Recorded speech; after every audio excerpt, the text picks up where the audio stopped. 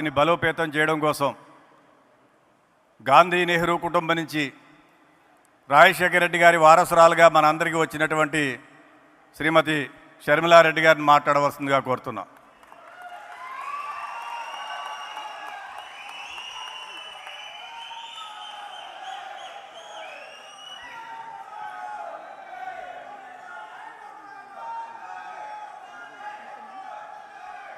Mike. Check.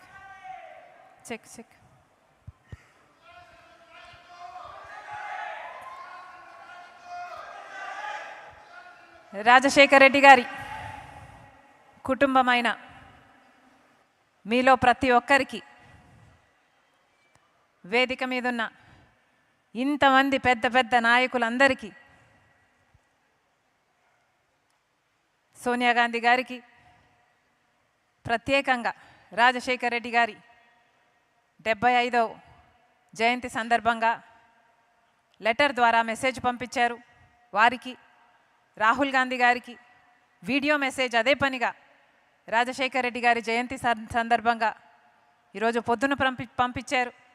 వీరందరికీ, హాజరైన మీ అందరికీ, హాజరు కాలేని రాజశేఖర రెడ్డి గారి ప్రతి అభిమానికి మీ రాజశేఖర రెడ్డి బిడ్డ శిరస్సు వంచి చేతులు జోడించి మనస్ఫూర్తిగా నమస్కరించుకుంటోంది.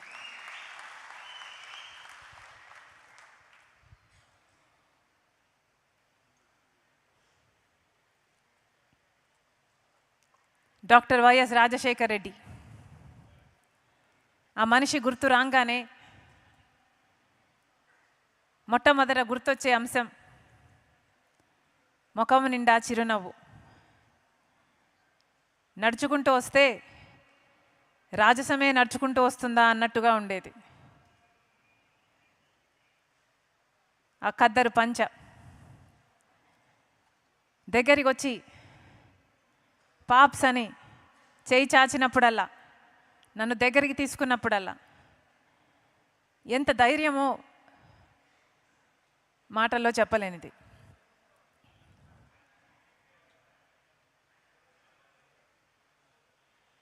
రాజశేఖర రెడ్డి గారు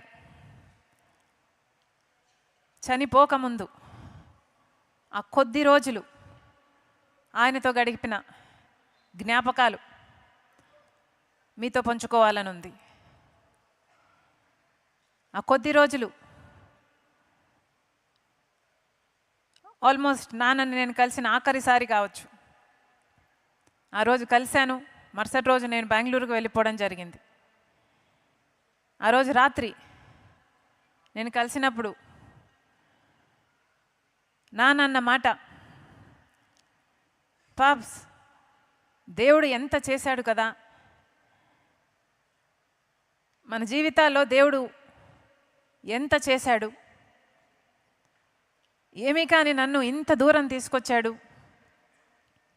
ఇంత సాధింపచేశాడు, ఈరోజు ఇంత చెయ్యగలిగాము అంటే, ఇంతమంది జీవితాలలో వెలుగు నింపగలిగాము అంటే దేవుడు నిజంగా ఎంత గొప్పవాడు,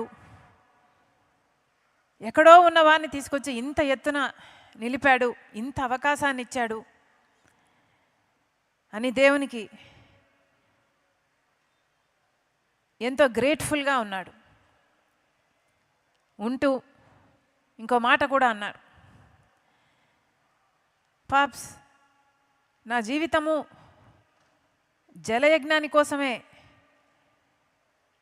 దేవుడు పుట్టించాడేమో, జలయజ్ఞం నేను చేయగలిగితే నా జీవితం, నా పర్పస్ నేను ఫుల్ఫిల్ చేసిన వాడిని అవుతాను. ఇవన్నీ మిగతాటివన్నీ, ఆరోగ్యశ్రీ అయినా, ఫీజు రీయింబర్స్మెంట్ అయినా, ఇందిరమ్మ ఇల్లు అయినా, 108 ఇవన్నీ బోనస్. కానీ జలయజ్ఞం మాత్రం నా హృదయానికి చాలా దగ్గర అన్నాడు. ఆ విషయం నాకే కాదు, క్యాప్టెన్ మామ కూడా, కేవీపీ రామచంద్రరావు గారికి కూడా బాగా తెలిసిన విషయం. ఎందుకంటే ఎలక్షన్లో కౌంటింగ్ జరుగుతున్న సమయంలో నాన్న చాలా టెన్షన్ పడ్డ అంశం ఏది అంటే, ఎందుకు అంటే, ఒకవేళ మనం మళ్ళీ అధికారంలోకి రాకలేకపోతే జలయజ్ఞం ఏమవుతుంది? అన్ని ప్రాజెక్టులు ఆగిపోతాయి. ఈ ప్రాజెక్టులలో పెట్టిన డబ్బంతా వృధా అయిపోతుంది. వచ్చే నాయకులు పట్టించుకోరు. జలయజ్ఞం పూర్తి కాదు. 1 కోటి ఎకరాలకు నీళ్ళు ఇవ్వలేమని చాలా టెన్షన్ పడ్డాడు. అంత టెన్షన్ బహుశా తన జీవితంలో ఎప్పుడు దేనికి పడుండడు.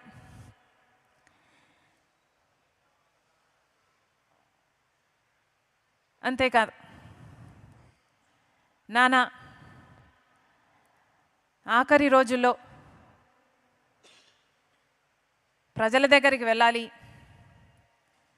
ఎందుకంటే ప్రజలు ఒక అవకాశం ఇచ్చారు,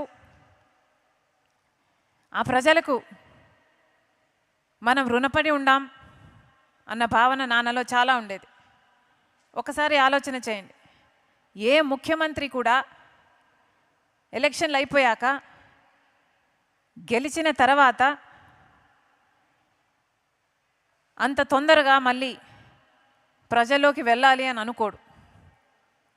కానీ రాజశేఖర రెడ్డి గారు మాత్రం సాచురేషన్ పద్ధతిలో ప్రతి పథకము ప్రజలకు అందాలి, ఇంకా ఇల్లు లేని వారు ఉన్నారేమో, ఇంకా ఆరోగ్యశ్రీ అందని వారు ఉన్నారేమో, ఇంకా ఫీజు రీయింబర్స్మెంట్ అందని వారు ఉన్నారేమో, ఎవరికి ఏ అవసరం ఉన్నా అవసరం తీర్చాలి అని రచ్చబండ కార్యక్రమం ప్లాన్ చేశాడు రాజశేఖర రెడ్డి గారు.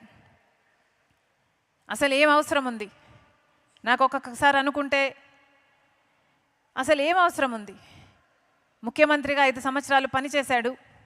ఆ పనితీరును బట్టి ప్రజలు ఆయనను ఆశీర్వదించారు. ఆయన గెలిచాడు. గెలిచాక మళ్ళీ ప్రజలు అని ఉరుక్కుంటూ వెళ్ళాల్సిన అవసరం ఏముంది? అలా వెళ్ళి కదా రాజశేఖర రెడ్డి గారు చనిపోయారు. కానీ ఆ తపన ఉండేది. చాలామందికి ఒకసారి అధికారం వచ్చిన తర్వాత అధికారం అనుభవిస్తారు. అధికారం అనుభవించే క్రమంలో ఆ భోగాలలో ప్రజలకు దూరం అవుతారు. మొదట్లో రామకృష్ణ అన్న చెప్పినట్టు అధికారం లేనప్పుడు పాదయాత్రలు చేస్తారు, పోరాటాలు చేస్తారు. కానీ అధికారం వచ్చిన తర్వాత అవన్నీ మర్చిపోతారు. కానీ రాజశేఖర రెడ్డి గారు 5 సంవత్సరాలు ముఖ్యమంత్రి అయిన తర్వాత, సేవ చేసిన తర్వాత, అంత అద్భుతమైన పథకాల రూపకల్పన చేసి అద్భుతంగా అమలు చేసిన తర్వాత, గెలిచిన తర్వాత మళ్ళీ ప్రజల్లోకి పోవాలి అని ఉరుక్కుంటూ వెళ్ళి మనందరికీ దూరం అయ్యాడు రాజశేఖర రెడ్డి గారు. ఎంతమంది ఉంటారు అలాంటి నాయకులు? వెతికినా కనిపించరు, భూతద్దం పెట్టి వెతికినా కనిపించరు అలాంటి నాయకులు. ఇదే రాజశేఖర రెడ్డి గారితో, నాన్నతో నేను ఒకప్పుడు అన్న మాట, పా నువ్వు అనుకున్నంత మెజారిటీ రాలేదు కదా రెండోసారి గెలిచినప్పుడు, కారణం ఏమిటి? నువ్వు నీ ప్రజలను ఎంతగానో ప్రేమించావు, నిత్యం తప్పించావు, ఎన్నో పథకాలకు రూపకల్పన చేశావు. ఆ పథకాల గురించి మళ్ళీ ఇంటికి వచ్చి ప్రతిరోజు ఇది ఇది ఇది ఇది అని, ఇది ఇలా చేస్తున్నాం, ఇది ఇలా చేస్తున్నాం, ఈ పథకం ఇంతమందికి అందుతుంది, ఇంతమందికి లబ్ధి చేరుతుంది అని ఈ 5 సంవత్సరాలు అంత ఎగ్జైట్మెంట్తో ఇన్ని పథకాలు చేశావు, ఇంత ప్రేమించావు. కానీ ఏమైంది? నువ్వు ప్రేమించినంతగా నీ ప్రజలు నిన్ను మళ్ళీ ప్రేమించినట్టు లేరు కదా అని అన్నాను. మెజారిటీ తక్కువ వచ్చింది కాబట్టి.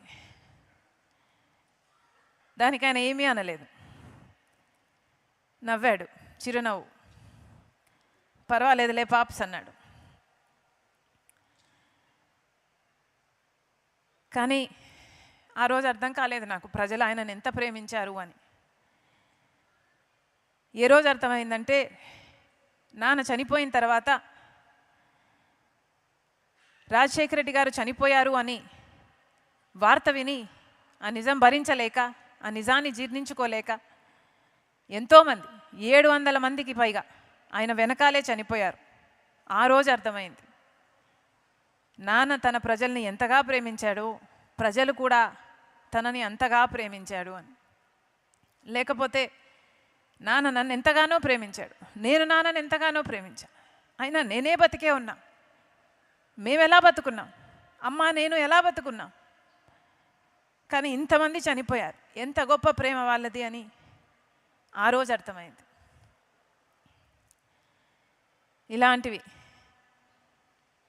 అంతేకాదు, రాజశేఖర రెడ్డి గారు రాజకీయంగా చూసుకుంటే ఆఖరి రోజుల్లో కాంగ్రెస్ పార్టీ అధికారంలో ఉండాలి, కాంగ్రెస్ పార్టీ అయితేనే ఈ దేశానికి మంచిది అని పూర్తిగా విశ్వసించి పనిచేసినవాడు. కాంగ్రెస్ పార్టీలో ఉన్న నిబంధత అయితే ఏమి, కాంగ్రెస్ పార్టీలో అయితే ఉన్న వర్కింగ్ సిస్టమ్ అయితేనేమి, ఆ వర్కింగ్ సిస్టంలో వచ్చే హ్యూమిలిటీ అయితే ఏమి, ఆ హంబుల్నెస్ అయితేనేమి, ఇవన్నీ కాంగ్రెస్ పార్టీతోనే సాధ్యం. కాంగ్రెస్ పార్టీ అయితేనే ఇందిరమ్మ దగ్గర నుంచి, రాజీవ్ గాంధీ దగ్గర నుంచి ఎన్నో అద్భుతమైన పేదల కోసం, సంక్షేమం కోసం, అభివృద్ధి కోసం ఆలోచన చేసి దేశాన్ని పైకి తేగలదు అని పూర్తిగా విశ్వసించిన వ్యక్తి రాజశేఖర రెడ్డి గారు. అంతేకాదు, అదే క్రమంలో అదే సమయంలో బీజేపీ పార్టీకి బద్ధ వ్యతిరేకి రాజశేఖర రెడ్డి గారు. ఎందుకంటే బీజేపీ పార్టీ సెంటిమెంట్ను అడ్డు పెట్టుకుని రాజకీయాలు చేసే పార్టీ. బీజేపీ పార్టీ మతాన్ని అడ్డు పెట్టుకొని రాజకీయాలు చేసే పార్టీ. ఒక హిజాబ్ అయినా, ఒక పుల్వామా అయినా, గోధ్రా అయినా, మణిపూర్ అయినా, రామ్ మందిర్ అయినా, ఏదైనా ఇదే బీజేపీకి తెలిసిన రాజకీయం. అందుకే బీజేపీ పార్టీకి బద్ధ వ్యతిరేకి రాజశేఖర రెడ్డి గారు. ఈరోజు మళ్ళీ చెప్తున్నాం, రాజశేఖర రెడ్డి గారి వారసులు అని చెప్పుకుంటున్న వాళ్ళు, వారి ఆశయాలను నిలబెడుతున్నామని చెప్పుకుంటున్న వాళ్ళందరికీ అలాంటి బీజేపీ పార్టీతో మీరు తెర వెనుకల పొత్తులు పెట్టుకున్నారు. మీరు ఎలా అవుతారు రాజశేఖర రెడ్డి గారి ఆశయాలను నిలబెట్టిన వాళ్ళు? ఒకసారి ఆలోచన చేసుకోవాలి. ఆఖరి రోజుల్లో రాజశేఖర రెడ్డి గారు చాలా కోరికగా రాహుల్ గాంధీ గారిని ప్రధానమంత్రిని చేయాలి అని కూడా చాలా కోరుకున్నారు.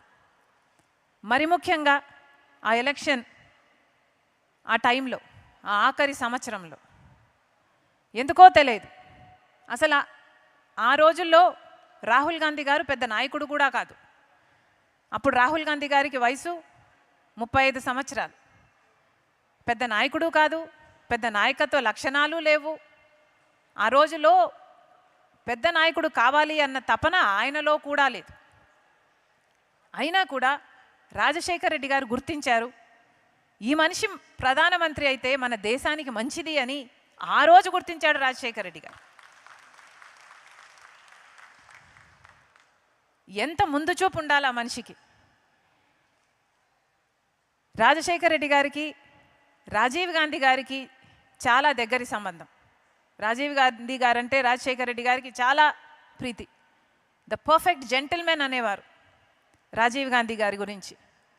అలాంటి అంత జెంటిల్మెన్ కొడుకు కూడా తండ్రిలాగే ఉంటాడు, తండ్రిలాగే చేస్తాడు అని గమనించాడు. కాబట్టే రాజశేఖర రెడ్డి గారు మిగతా ఏ నాయకులు కూడా ఇక మాట్లాడకముందే, ఈ ప్రపోజల్ పెట్టకముందే రాహుల్ గాంధీ గారు ప్రధానమంత్రి కావాలి అని ఆ రోజు 15 సంవత్సరాల కింద చెప్పిన మాట రాజశేఖర రెడ్డి గారు. కానీ ఈరోజు చూస్తున్నాం మనం, రాహుల్ గాంధీ గారు ఎంత గొప్ప నాయకుడు అయ్యాడు అని. నిజంగానే ఎంత మంచి మనసుంది, తన తండ్రిలాగానే ఎంత గొప్ప వ్యక్తిత్వం ఉంది అని ఈరోజు రాహుల్ గాంధీ గారిని చూస్తే అర్థమవుతుంది. ప్రేమను పంచాలని, సోదరభావాన్ని పెంచాలని రాహుల్ గాంధీ గారు పాదయాత్ర చేశారు. 7,000కు పైగా కిలోమీటర్లు పాదయాత్ర చేశారు. ఎంత గొప్ప విషయం.